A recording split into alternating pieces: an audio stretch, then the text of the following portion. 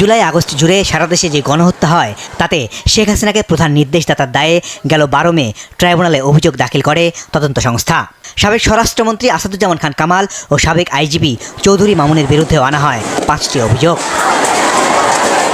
আন্তর্জাতিক গুম সপ্তাহ উপলক্ষে মানবাধিকার সংগঠন অধিকারের এক সেমিনারে চিফ প্রসিকিউটর জানান, জুলাই আগস্টের মানবতা বিরোধী অপরাধের মামলায় শেখ হাসিনার বিরুদ্ধে রোববার আনুষ্ঠানিকভাবে অভিযোগ দাখিল করা হবে। ডিসেম্বরের মধ্যে হত্যাযজ্ঞের বিচারে দৃশ্যমান অগ্রগতি হবে বলেও জানান তিনি।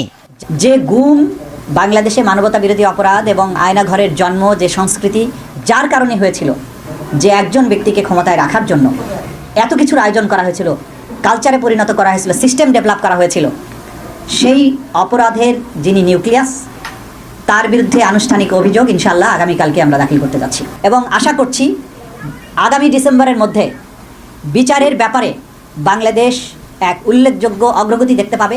এদিকে প্রসিকিউশন জানায়, শেখ হাসিনার বিরুদ্ধে আনুষ্ঠানিক অভিযোগ দাখিলের পর যে শুনানি হবে তা বিটিভির মাধ্যমে সরাসরি সম্প্রচার করতে চায় প্রসিকিউশন।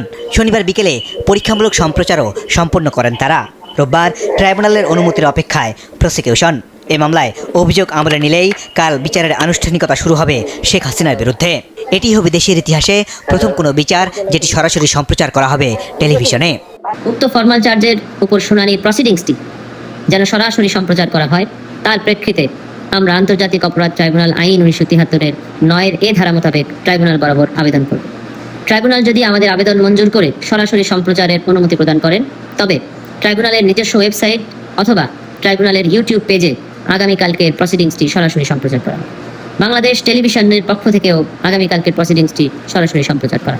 এটি হবে দ্বিতীয় কোনো মামলা যার আনুষ্ঠানিক অভিযোগ দাখিল হবে ট্রাইব্যুনালে।